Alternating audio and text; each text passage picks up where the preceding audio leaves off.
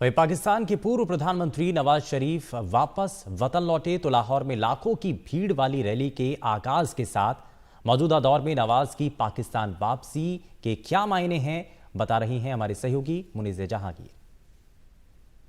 जो मियां नवाज शरीफ साहब की वतन वापसी की अहमियत है वो ये है कि पहले पाकिस्तान के अंदर ये अभाम था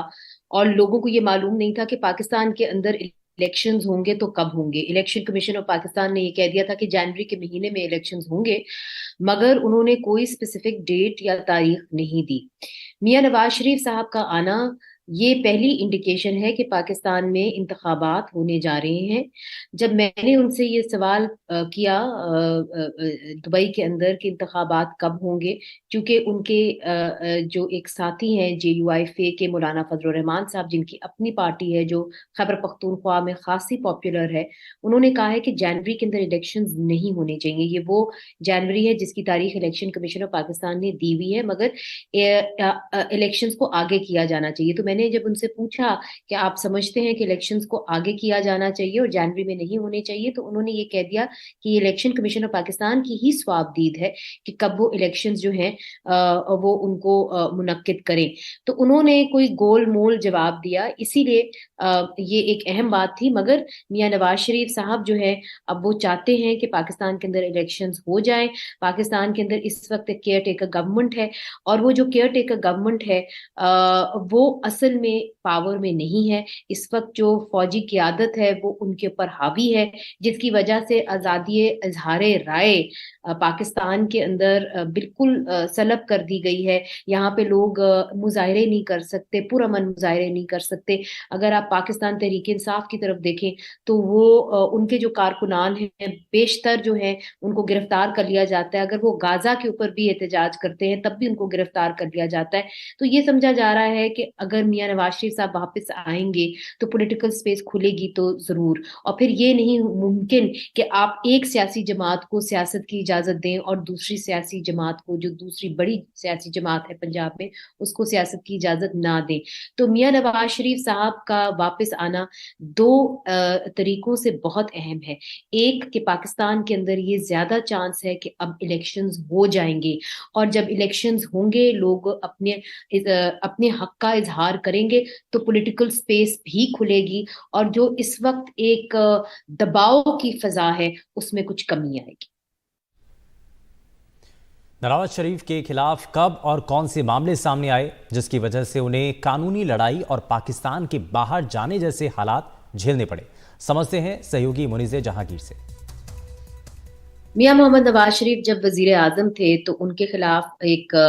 पैनामा पेपर्स का केस जो है वो सुप्रीम कोर्ट ने उसका सो मोटो लिया और उसकी सुनवाई शुरू कर दी, जिसके नतीजे में सुप्रीम कोर्ट ने ये ऑर्डर दिया कि मियां मोहम्मद नवाज शरीफ जो है वो जिंदगी भर के लिए नाअहल हो गए हैं। हमारे कॉन्स्टिट्यूशन के अंदर, पाकिस्तान के कॉन्स्टिट्यूशन के अंदर एक बहुत ही कंट्रोवर्शियल शिक है 62 और 63, और मियां मोहम्मद नवाज शरीफ को 62 की जो शिक है उसके तहत ये कहा गया कि क्योंकि उन्होंने अपने इलेक्शन गोशवारों के अंदर ये नहीं दिखाया था कि उनको अपने बेटे से रकम मिली है, तनख्वाह मिली है, तो उनको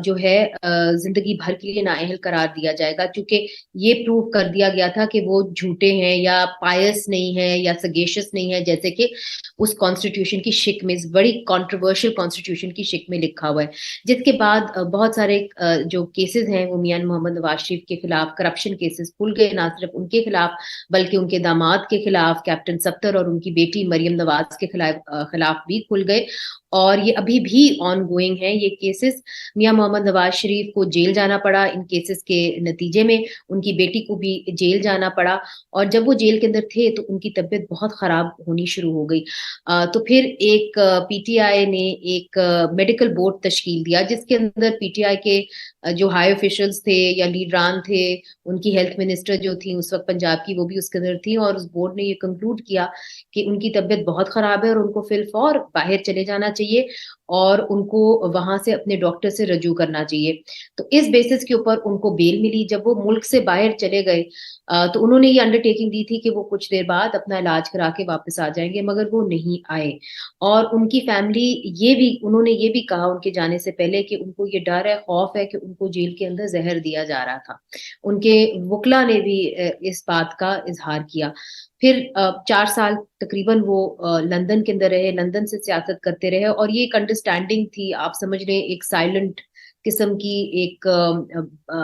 بات سمجھی جاتی تھی کہ جی میاں محمد نواز شریف کو جو اس وقت کی اسٹیبلشمنٹ تھی، آرمی چیف اور آئی ایس آئی چیف، وہ ان کو پسند نہیں کرتے، وہ نہیں چاہتے کہ وہ واپس آئے، عمران خان صاحب ان کو پسند نہیں کرتے، اور اگر ان کو پی ایم ایل این کسی بھی شکل میں قبول ہے تو وہ شہباز شریف ان کے بھائی کی قیادت میں ہے۔ اب جبکہ عمران خان صاحب کی فالنگ آؤٹ ہو گئی ہے